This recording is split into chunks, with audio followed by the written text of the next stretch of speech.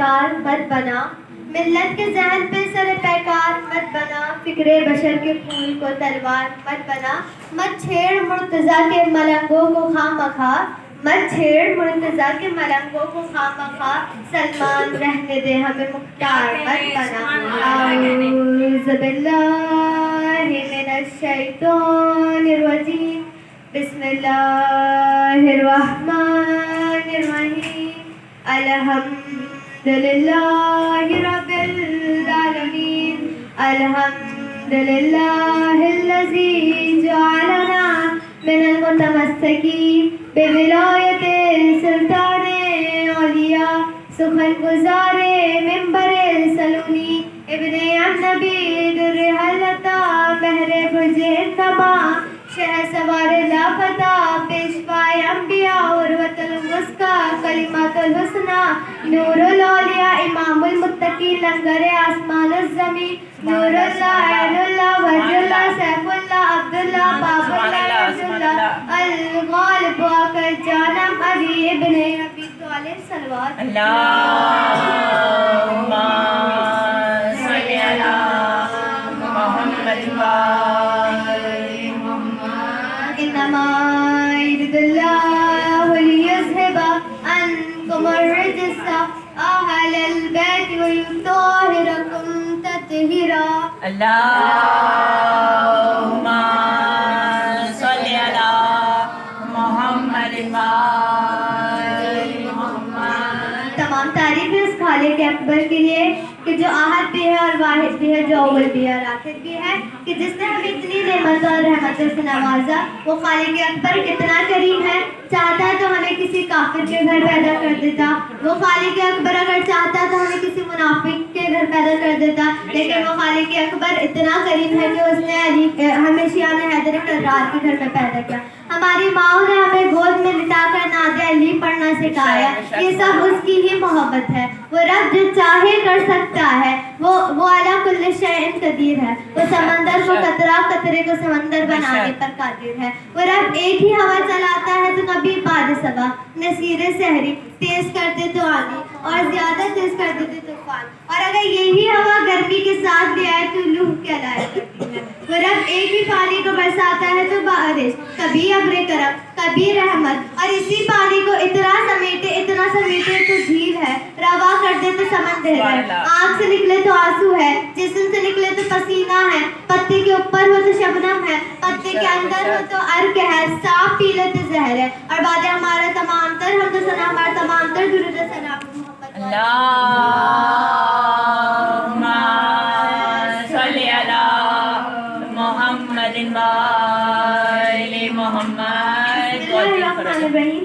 اللہ قرآن میں ارشاد فرما رہا ہے سورہ بقرہ آیت نمبر 124 کہ جب ہم نے ابراہیم کو ابتلا پہ مبتلا کیا تو ہم نے کچھ لمحات کے ذریعے ابراہیم کا امتحان لیا۔ ذالک گرامی منزلوں پہ دو ہستیاں ہیں، ایک کا نام عقل ہے اور ایک کا نام عشق ہے۔ عقل کی بنیاد اپنی ہے، عشق کی بنیاد اپنی ہے۔ جب عقل کا پرندہ تھک جاتا ہے وہاں سے عشق کا پرندہ پرواز ہونا شروع ہو جاتا ہے۔ عزیزان گرامی، عقل کیسے، مطلب جیسے اگر کوئی شخص اپنا قصہ سنا رہا ہو، کہہ رہا ہو کہ میں جا رہا تھا، سامنے سے ڈاکو آئے، میں نے ان کی آنکھوں میں دھول جھونکی اور میں چلا گیا، سب اس کو کہیں گے واہ واہ تو بہت عقل مند ہے۔ لیکن اگر ایسی ہی قصہ کوئی فوجی سنا رہا ہو، کہہ رہا ہو کہ میں بارڈر پہ کھڑا تھا، میں نے دیکھا دشمن کی فوج آ رہی ہے، میں نے جیپ اسٹارٹ کری اور میں چلا گیا، لیکن سب اس پہ لعنت بھیجیں گے تو میدان سے بھاگا ہے، اور جو مصطفیٰ کو چھوڑ کے بھاگ جائے، بس عزیزان گرامی جو مصطفیٰ کو چھوڑ کر بھاگ جائے۔ عزیزان گرامی، ابراہیم اور حسین میں کیا فرق ہے؟ ابراہیم اور حسین میں کیا فرق ہے؟ اللہ تعالیٰ نے ابراہیم کے چند امتحان لیے کہ اللہ تعالیٰ نے پہلا امتحان یہ لیا کہ حضرت ابراہیم بکریاں چرا رہے تھے کہ ایک خوبصورت نوجوان آیا اور کیا ذکر کرتا ہوا آتا ہے، سبوح قدوس رب الملائکۃ والروح۔ اب ابراہیم کو ذکر اچھا لگا، آگے آئے، کہا یہ آدھی بکریاں تیری ایک بار پھر ذکر سنا، اس نے کہا سبوح قدوس رب الملائکۃ والروح۔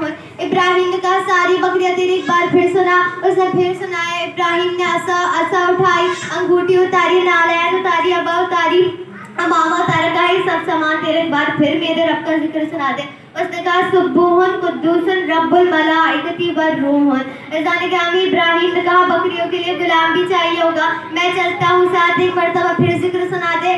جبرائیل نے کہا ہے ابراہیم میں جبرائیل ہوں, تو پاس ہو گیا. بشرائے حالت میں جو نبی جبرائیل کو پہچان نہیں سکا تو کوئی مولوی علی کا نور کیسے پہچانے گا. ویسے عزیزان گرامی پہلا امتحان یہ تھا, اور دوسرا امتحان جناب ابراہیم کا یہ تھا. دوسرا امتحان کہ آگ ہے, ہاتھوں میں رسی ہے, گلے میں رسی ہے, اور آگ میں کھڑے ہیں. اب جبرائیل آئے ہیں, کہا ابراہیم مدد چاہیے, کہا نہیں. کہا ابراہیم نے کہا اے جبرائیل اللہ نے تجھے مشکل کشا تو نہیں بنایا. عزیزان گرامی آنکھ گلزار ہوئی. پروردگار نے کہا ابراہیم تو اس میں بھی پاس ہو گیا. بس تیسرا اور فائنل امتحان.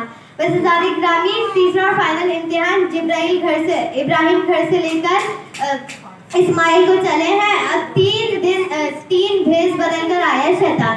عزیزان گرامی شیطان کی چیزیں یاد رکھے گا. چھری کسی کی ہوگی, خون کسی کا ہوگا, شیطان تکلیف شیطان ہوگی. عزیزان گرامی ابراہیم آئے ہیں. ایک پہلا شیطان آیا ہے مولوی کے بھیس میں اور کہتا ہے کہ مجھے بھی روز خواب آتے ہیں, میں وہ تو کرنے نہیں لگ جاتا جو مجھے خواب آتے ہیں. شیطان نے ابراہیم نے کنکریاں اٹھائی, مارنا شروع کر دی. شیطان بھاگا, پوچھا کیسے پہچانا. ابراہیم نے کہا جو نبی کے دماغ پر جو نبی کے برابر آئے وہ شیطان ہی ہوتا ہے. ویسے گرامی اب دوسرا اسماعیل کے پاس آیا. دوسری دفعہ شیطان بھیس بدل کر کہتے ہیں جوانی بڑی قیمتی ہے, تمہارا باپ بوڑھا ہو گیا, اس کا دماغ کام نہیں کرتا. کنکریاں اٹھائی, اسماعیل نے مارنا شروع کر دیا. شیطان بھاگا, پوچھا کیسے پہچانا. اسماعیل نے کہا جو نبی کے دماغ پر حملہ کرے وہ شیطان ہی ہوتا ہے. بس تیسرا اور فائنل حملہ. عزیزان گرامی نبی کی زوجہ کے گھر پر آیا, دستک دی. بیوی نے پوچھا کون ہے, چپ رہا. پھر بیوی نے پوچھا کون ہے, کہا ہمدرد. بیوی نے کہا کہاں سے آئے, کہا بیوی آپ کا بچہ کہاں ہے. بیوی نے کہا باپ کے ساتھ دعوت میں گئے. کہا بیوی دعوت میں چھری بھی ساتھ جاتی ہے. کہا باپ ہے, مالک ہے. کہا بیوی بچے کو بچانا ہے.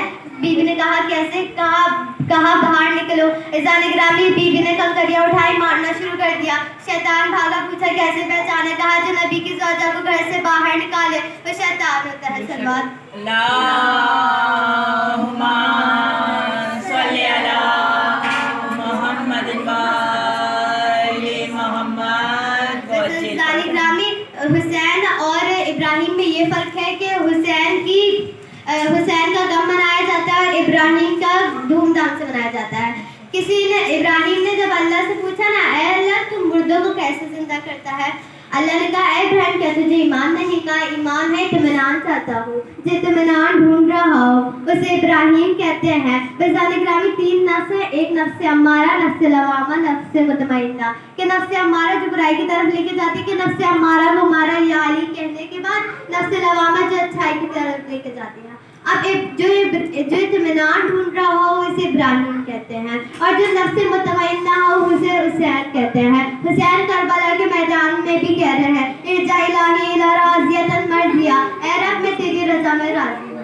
عزیزان گرامی حسین اور ابراہیم میں اتنا فرق ہے کہ خوابوں کے بادشاہ کو ابراہیم کہتے ہیں اور تعبیر کے شہنشاہ کو حسین ابن علی کہتے ہیں. عزیزان گرامی جب بیوی نے شیطان کو پتھر مارے نا, شیطان بھاگا, پوچھے کیسے پہچانا. بیوی نے کہا جو نبی کی زوجہ کو گھر سے باہر نکالے وہ شیطان ہوتا ہے. اب ہے میدان میں ابراہیم کی آنکھوں پہ پٹی بنی ہے. عزیزان گرامی اتنی آرام سے دھمبا آیا ہے کہ نہ چلاتا ہے نہ روتا ہے. اگر چلاتا تو ابراہیم کی آنکھوں سے پٹی ہٹ جاتی. عزیزان گرامی جب دھمبے کو ذبح کرا نا, ایک مرتبہ آوازیں غیبی آئی.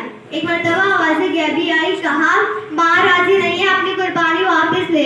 جہاں مائیں راضی ہوتی ہے وہاں کر. عزیزان گرامی کیسی ماں, کربلا کی مائیں جیسی. بس عزادارہ نے حسین کربلا کی مائیں جیسی. عزادارہ جیسے ایک علی اکبر کو دینے کے لیے تیار ہے, ایک 6 ماہ کے قاسم کو دینے کے لیے تیار ہے. بس عزادارہ نے حسین میرا مولا بہت غریب امام ہے, ایک ہی دن میں 72 لاشیں اٹھائے ہیں. عزادارہ راوی کہتا ہے میں دیکھ رہا تھا شب عاشور تھی, ایک ضعیف جھک کے کچھ اٹھا رہا ہے. میں پاس گیا, میں نے پوچھا کیا اٹھا رہے ہو؟ میں نے دیکھا یہ حسین ابن علی ہے. مولا کہتے ہیں جب کل ہم شہید ہو جائیں گے تو ہماری بہنوں اور بیویوں کے سر سے مخلا و چادر چھین لی جائے گی. عزادارو, مولا کہتے ہیں تو خیمے جلا دیے جائیں گے تو ننھے ننھے بچے بھاگیں گے. میں کانٹے اٹھا رہا ہوں کہیں کے پاؤں پہ نہ چبھے. بس دادا نے مجھے آنسو نمودار ہوئی ہے. حسین ابن علی نے ایک ہی دن میں 72 لاشیں اٹھائے.